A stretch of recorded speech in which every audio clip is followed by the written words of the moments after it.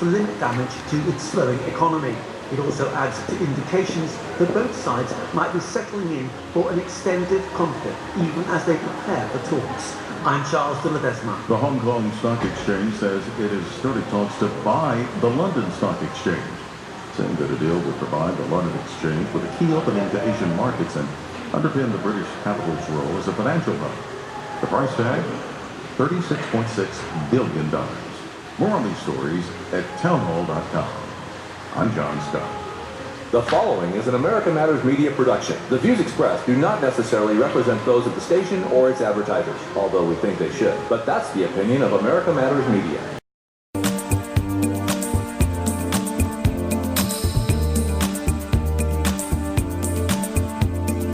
This is not America. Sha-la-la-la-la. Little piece of you. Hello, welcome to Talking Truth to Power, Nevada's Freedom Talk Radio. I am Brendan Traynor, your host, along with Leland Faegre, our very welcome co-host who drives down from Lake Tahoe to be with us every Wednesday morning. You know, it was a gorgeous commute, but we had reds. Like communists? In the foliage. Oh, okay. Actual reds in the foliage was really something. I mean, Yes. not everywhere, but nature It's is starting transitioning. it's starting to happen. And we had snow last night Oh, wow. at the top of 431. You know, Okay. so first snow of the season. Well, okay. Pretty exciting. All right. Well, this is not a snow job here. We're talking truth to power, and we're here to enlighten and entertain at the same time. But we have several things to talk about. You know, I wish that our opening We do? music, was from The Wizard of Oz. You know, ding dong, the witch is dead, the wicked witch is dead, because of the firing of that nemesis of all true freedom lovers, John Bolton, by President Trump. Bolton has bolted. Bolton has been gone. He's a gone guy. So we're very glad to see that happen. As you know, the exultation among the non-interventionist right and I don't know about the left. I don't know if they blame Bolton for everything, but Well, they used to hate him. yeah, Now did. they'll love him. Now, Because- because now Because Trump Trump fired got him. rid of him. Yeah. Yeah, so maybe he'll get a job with MSNBC or CNN. I'm sure he will. Yes. Probably Fox. Yeah, I think he'll be more at home at Fox. Yeah, you he's- know. Half he's- the programs now are may as well be on CNN. right. Shepard right. Smith and all that. Yeah, especially during the daytime, Sean Hannity is always attacking the deep state, but it's been pointed out he wears a CIA pin on his lapel every day. Yeah. No, he's fond of his law enforcement roots, and he brings it up every single show. Uh-huh.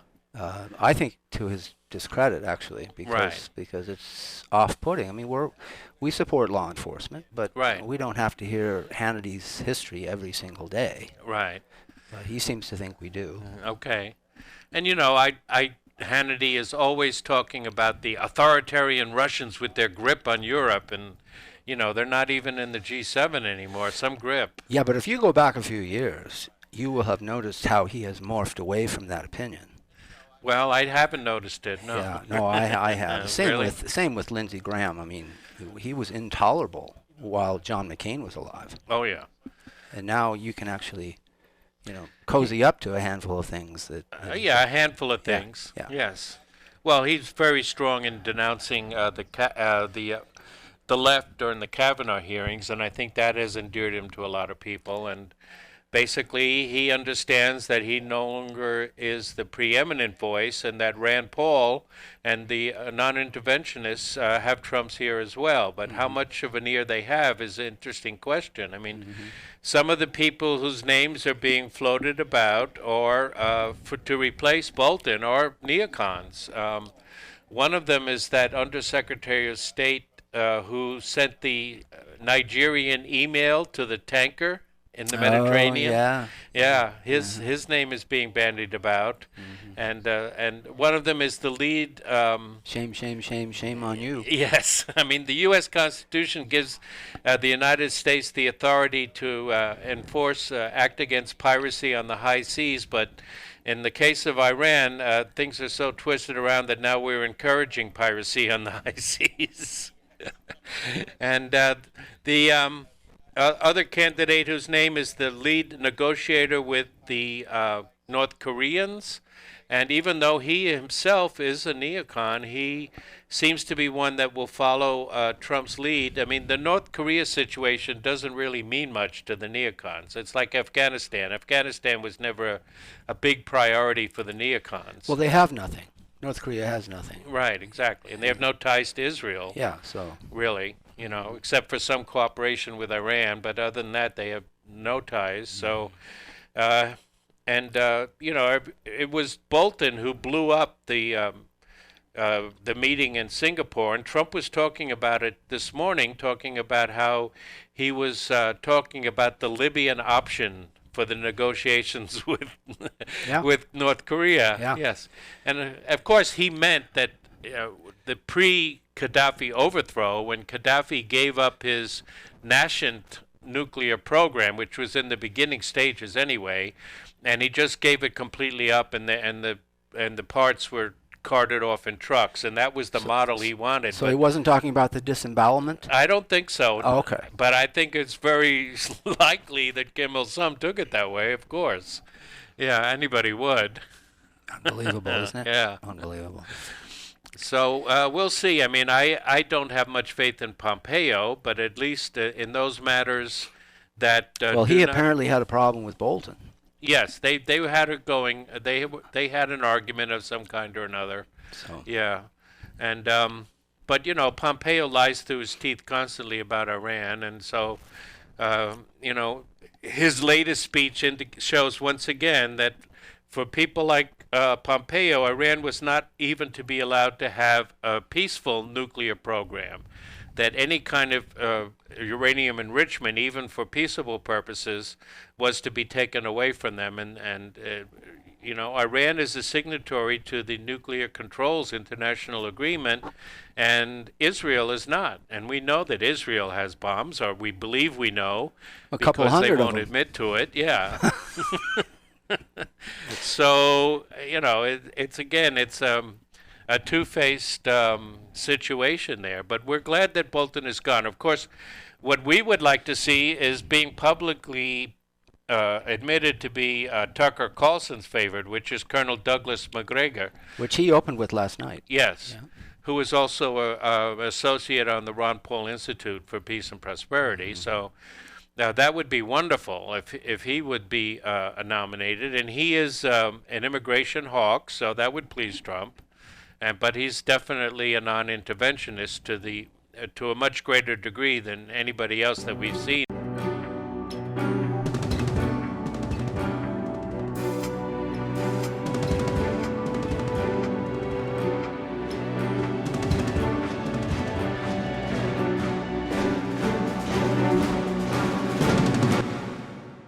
You're invited to join Business Connections with Anita every Wednesday from 10 to 11 a.m. here on 1180 a.m. KCKQ America Matters.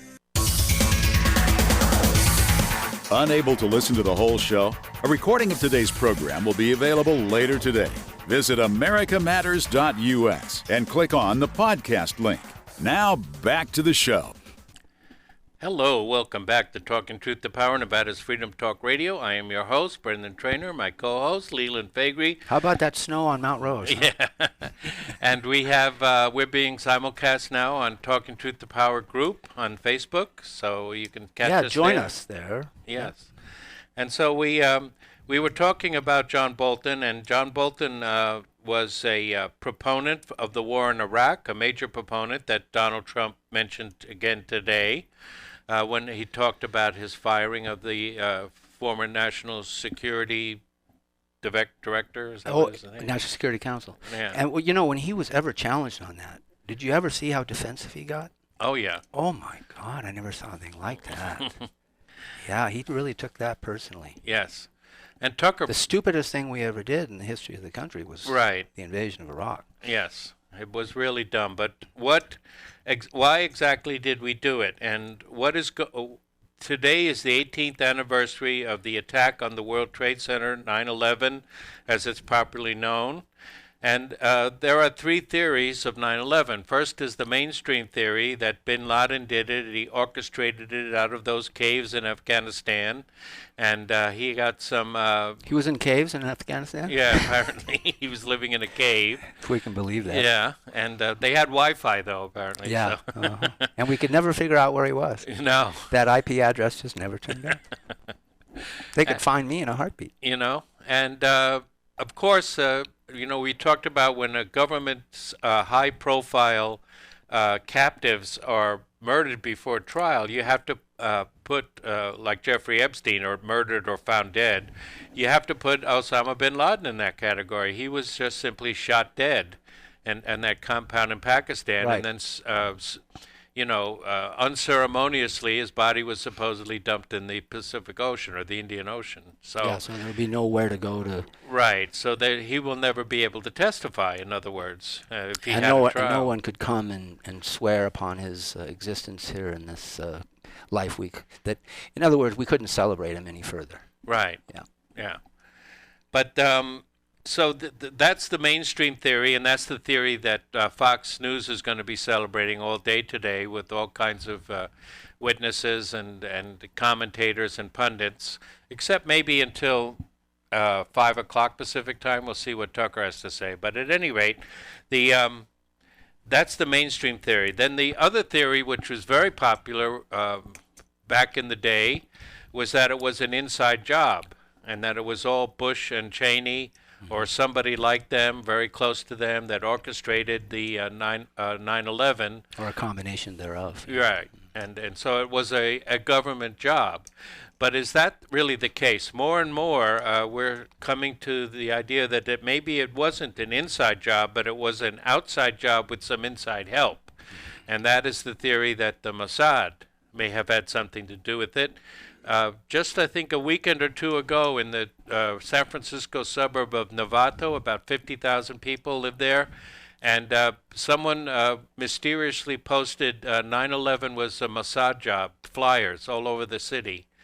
And nobody knows who it was, but of course the police tore them all down and made remarks about anti-Semitism and all this stuff. Well, that's a real bastion of Americana there, Novato. Yeah. I have a friend that lives there. Oh, yeah. But, there was intelligence following the first basement bombing in the World Trade Center towers. Yes. That revealed the existence of a plan called Bojinka. Mm-hmm. That was originally an 11-plane operation. They wanted 11 planes hijacked and aimed at strategic targets. And we know this from the pre-trial discovery of Ramzi Yousef, who was the mastermind of that basement bombing, which took place a month after Clinton took office. Mm-hmm. So if the intelligence community knew this, then they weren't sharing it, and that's been part of the story from the outset, that CIA wasn't talking to the FBI and vice versa. Now that's supposedly been corrected now, but there's still institutional corruption there, as we can all see for ourselves. Yeah, exactly. So I'm not sure it would have mattered even at the time. And there's just so much evidence. First, the major evidence that points to the fact that it might have been a Mossad operation is the fact that cui bono, who benefited? Israel at the time, despite their victory in the 7-Day War of 67 and the Yom Kippur War of 73, was in a very tenuous position, and they were receiving a lot of criticism internationally for their handling of the Palestinians. And once 9/11 happened, then of course everything was galvanized against radical Islamic terrorism. Remember, all the conservatives, all they wanted to talk about was radical Islamic terrorism, and there is a lot of that, and we've seen it. But well, you're not going to say follow the money, are you? No, well, yes. Had a feeling you might. Yeah, well, there's a lot of money to be followed here that a lot of people don't know about.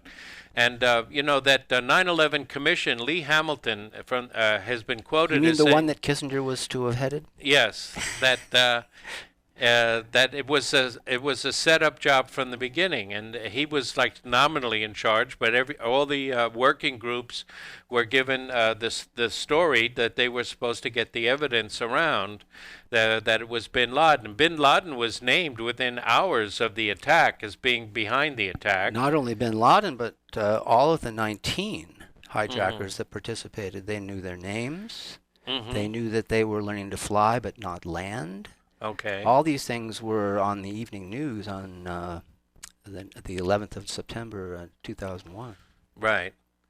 And, you know, people don't like to think of Israel or the Mossad as ruthless and cunning and with a capability to target U.S. forces and make it look like a Palestinian Arab attack. But that's the words of a report from the U.S. Army School for Advanced Military Studies, quoted by the Washington Times, September 10th, 2001, the day before the attacks.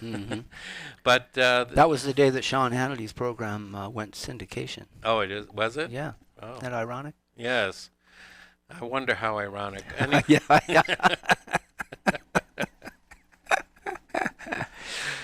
And then we were talking about some of the anomalies that other people have pointed out, like the impossibility of planes flying that fast at that low to the ground, the fact that a highly skilled pilot would probably not have been able to do the maneuver that supposedly led to the plane hitting the Pentagon, which of course no plane wreckage has really been found in there.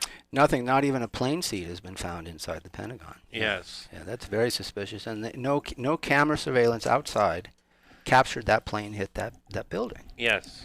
So there's an explosion. We see the explosion, but we don't see a plane. What happened to that plane? The fact that passengers who were claimed to have made phone calls were using a technology that would not be, supposedly using a technology that would not exist for another 3 or 4 years. And, so is 9/11 was an inside job? Is that a false flag? In other words, has that been planted by the Mossad to confuse people? We have the story of the dancing Israelis, the art students, and some people have expressed disbelief about it. Across the river? Yes, across the river in Jersey. That Trump brought up. Well, they were dressed like Arabs. Right. They were in Middle Eastern garb, so they weren't dressed in secular garb. But they all turn out to have been Israelis, at least 2 of them with connections to the Mossad. But Trump referenced it. Yes. As he campaigned for president, I think, right, about 3 years ago. And then the mass media went off.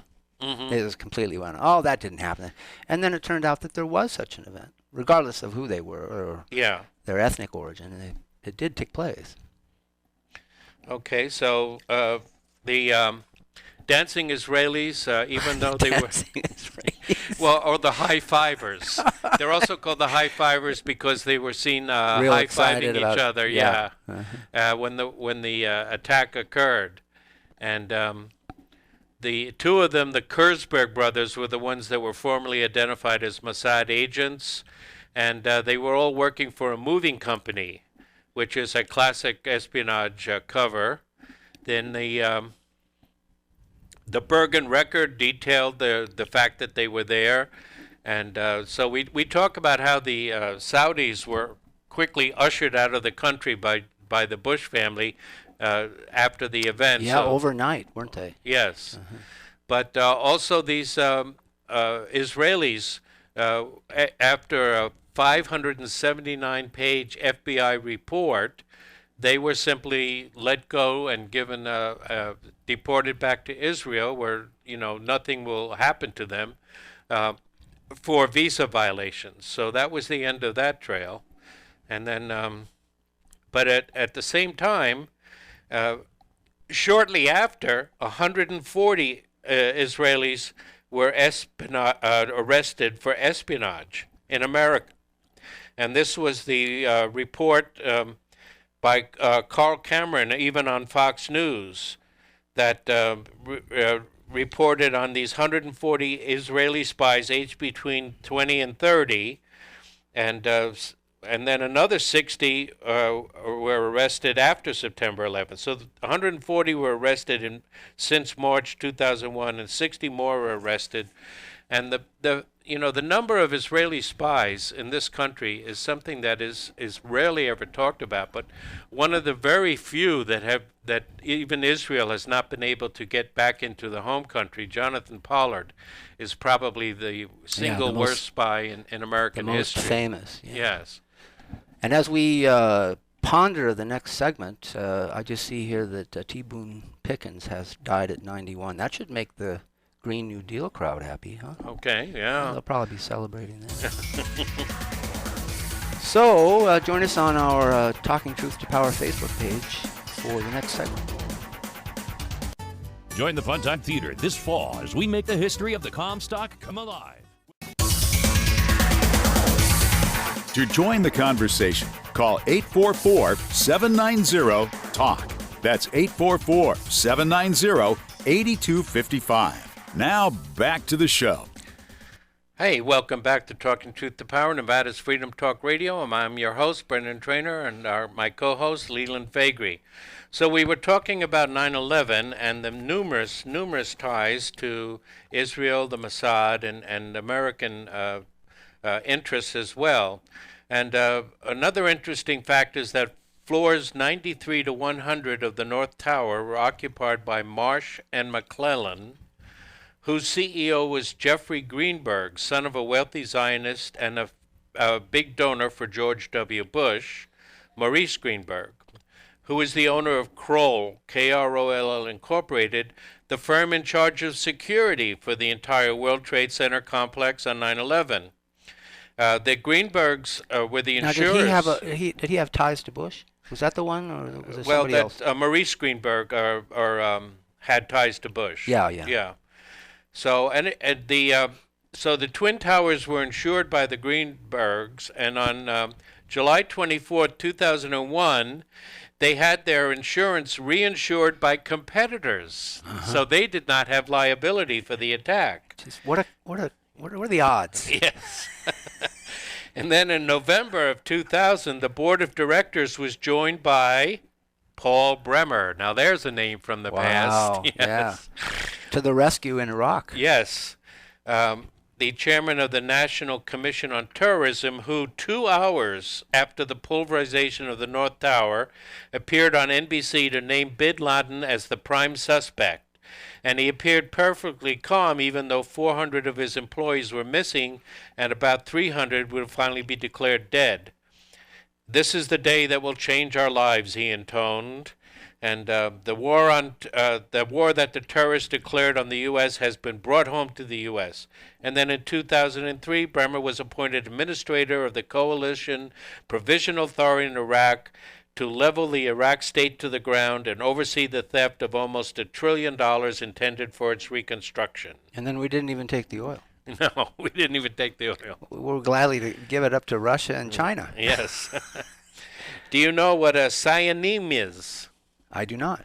All right. That's a Yiddish term. A Sionim is a Jewish person, influential Jewish person who has a normal, everyday job, but in times of concern for the state of Israel, assumes an outside role or a working role with the state of Israel. They're like the underground, not a Manchurian candidate per se, because they're not brainwashed, but sort of an eager Minuteman type volunteer for the state of Israel. Interesting. Yes. So the most representatives of those outside government was Larry Silverstein, the real estate shark who leased the Twin Towers from New York City in the spring of 2001. Now, the problem with that is that the Twin Towers were contaminated by asbestos, and it was going to take a major overhaul, which they kept delaying for like 10 years because of the cost. So it appeared that Silverstein had made a bad deal because he had to do all this contamination of asbestos in the Twin Towers. But then, immediately after acquiring, he renegotiated the insurance contracts to specifically cover terrorist attacks, doubling the coverage to $3.5 billion, and also made sure he had the right to rebuild after a terrorist attack. Again, what are the odds? Yeah, I know. After a long legal battle, he pocketed $4.5 billion from the attack on the World Trade Center. And Silverstein is a leading member of the United Jewish Appeal Federation of Jewish Philanthropies of New York, the biggest fundraiser for Israel after the U.S. government, which pays $3 billion per year in aid to Israel. Which is why I asked, follow the money. Yes, exactly. And so he is also a close friend of Bibi Netanyahu. All right, so the ties to the Israeli attack brings up and to the attack on the World Trade Center and the possibility it was orchestrated by Israel leads us in other directions too. For example, the flights that Logan Airport, where two of the flights took off, and also Newark, their security was subcontracted to an Israeli security firm called International Consultants on Targeted Security. You know, that's very suspicious. Yes. Because the Bojinka plot that was uncovered during the discovery phase of Ramzi Yousef's trial revealed that they knew they wanted to hijack planes, 11 of them, not 4. Mm-hmm. So security should have been beefed up. I mean, there is no excuse for any of this, really, when you think about it. All right. Another disturbing coincidence is the shipping giant Zim Israel Navigational, a maritime shipping giant 48% owned by the Jewish state, which is occasionally used as a cover for Mossad, which suddenly moved its offices from the World Trade Center along with its 200 employees. When did they do that? 1 week before the attacks. Like an act of God, we moved, said CEO Shal Cohen-Mintz. That Yahweh guy, he's something else, isn't he? But none of these leads were ever pursued by the. But guess who was the then head of the criminal division of the Department of Justice in 2001 was Bob Mueller. No, Michael Chertoff. Oh, that's right. He was director of the FBI. Yes, Michael Chertoff. And he that's Chertoff. Right, that's right. And he was responsible for securing the release of the dancing Israelis. And he's the son of a rabbi and of a Mossad founder, was appointed Secretary of Homeland Security in charge of counterterrorism on the American soil. The picture of the fox guarding the Yeah, that is the picture. Yes, and then another chief cover-up agent was Philip Zelikow, executive director of the 9/11 Commission. Has there ever been a commission to oversee anything important that has happened in this country that we have confidence in? I don't think so. No. I mean, if you go back to the Warren Commission, which I remember as a child, I think at 10 I bought that book at a Montgomery Ward. And among the members were Gerald Ford. Uh-huh. The guy had never introduced a major piece of legislation in his life. He's sitting on the Warren Commission. Yes. And on to be president without a vote of the people.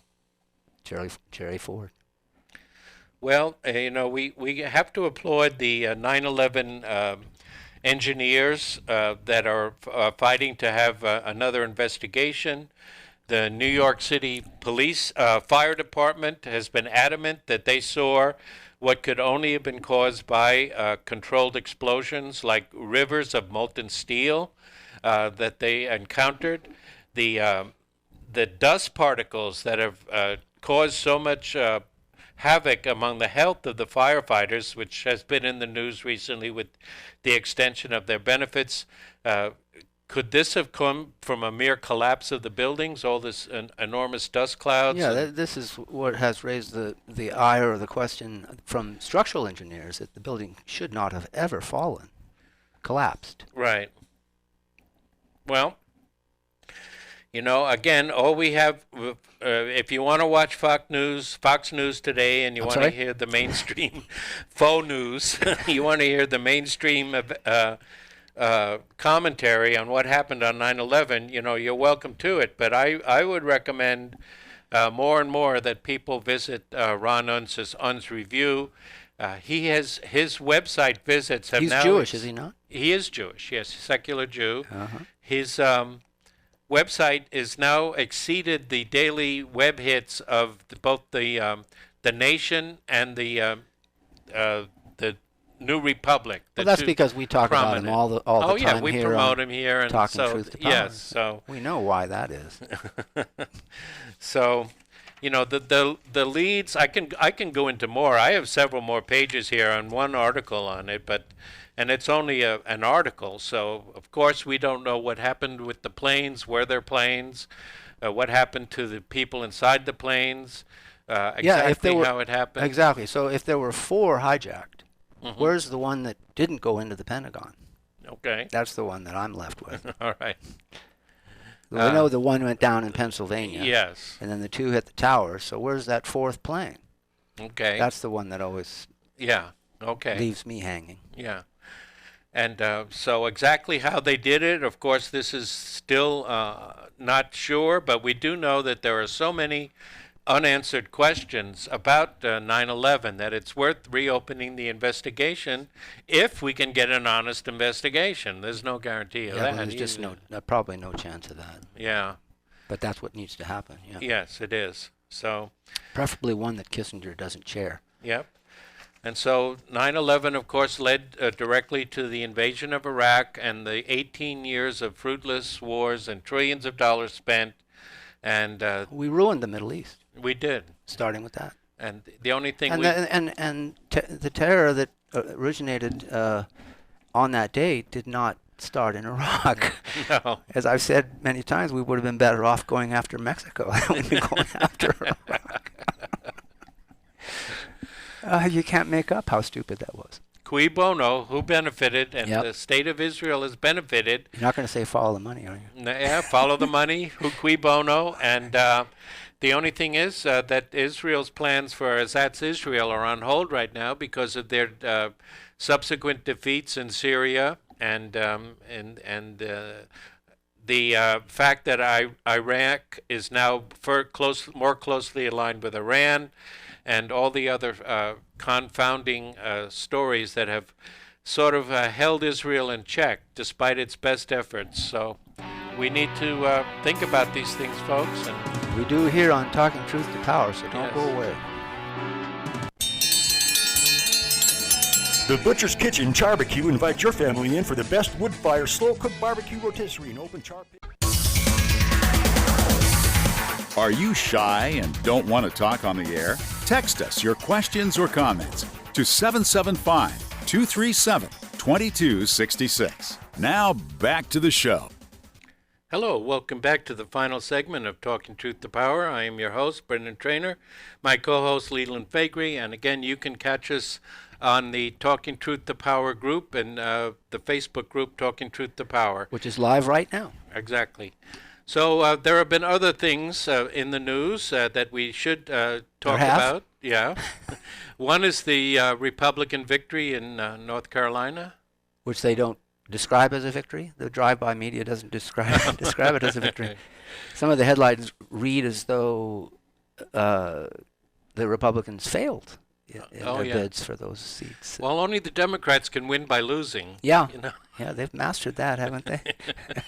And as a good friend of mine says, nothing succeeds like failure. Just ask Stacey Abrams. Or anybody in government. Yeah. So, again, the inclination is that they didn't capture enough of the white suburban vote, that Trump went down and got his base of deplorables all riled up, and they went out and voted, and that was the difference.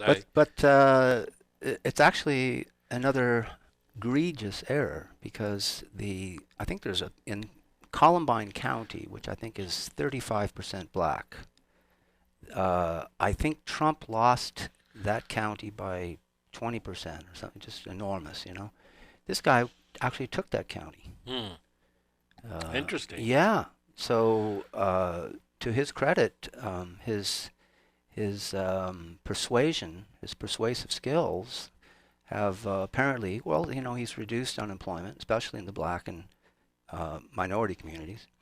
And lots of them are off food stamps now. I mean, it has improved lives in the 3 years he's been sitting in the Oval Office. So it's an indication that perhaps it's starting to catch on, that it's understood now that this administration has done extraordinary things. Yes. Because it has. It has, yes. It has domestically for sure. Mm-hmm. And, the only thing is that whether or not the trade wars are affecting his rural base, and we'll have to stay tuned for that. Well, I saw a story just the other day that incomes in the Farm Belt are actually up. Okay. Which is interesting. Of course, he's got that transfer payment arrangement now that's going to the farmers from the tariff reservoir. So while they would prefer to be producing and selling, for the time being, he's not going to lose that vote. Okay.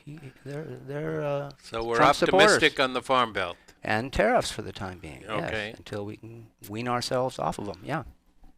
Yeah, and I don't think China is going to make any major concessions. That's what I'm hearing. Well, they're going to have to if it looks like he's going to take another 4 years, because their economy wouldn't be able to survive that. Perhaps.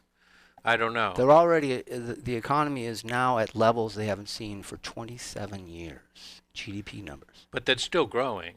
Yes, but at 27-year lows. So. Yeah. Okay. So. All right. Well. Doesn't look good. Okay. We'll see. I just don't think that China is that fragile.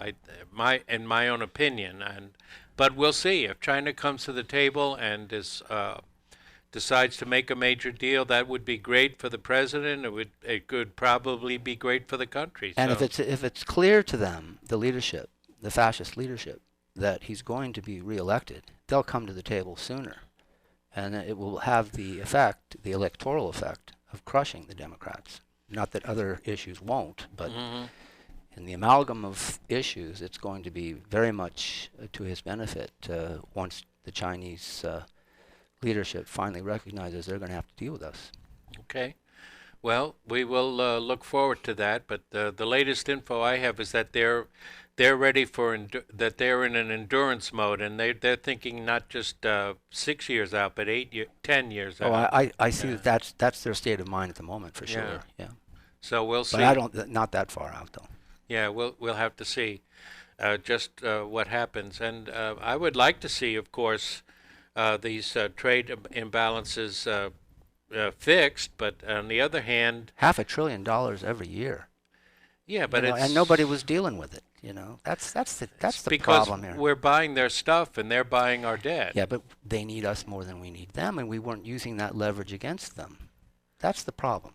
Okay. And that's the internationalist mindset. This is the globalist mindset. We don't care about that stuff, because they're busy building a world order that doesn't demand sovereignty. So tariffs were not on the table. Trump says, oh, yes, they are. They are on the table, because we're going to save this country, because that's what was happening, is our wealth was going overseas, and our jobs with it. They had to come back. Okay. Well, and I did see a very sympathetic article in the American Conservative about Viktor Orban, the president of Hungary, which was very interesting. Right. And that he was talking about how immigration, being a Christian and good to some people is not necessarily good for everybody, and that the Magyars, the ethnic group that is in Hungary has strong reasons to want to preserve their culture. I also read recently where diversity is not always our strength, that geneticists have been looking at the same group, the Magyars and the Finns, who are Urdik. They're in one of the minority ethnic groups, and studying their genes, which are different from the other genes in Europe. And those genes are made in China, by the way.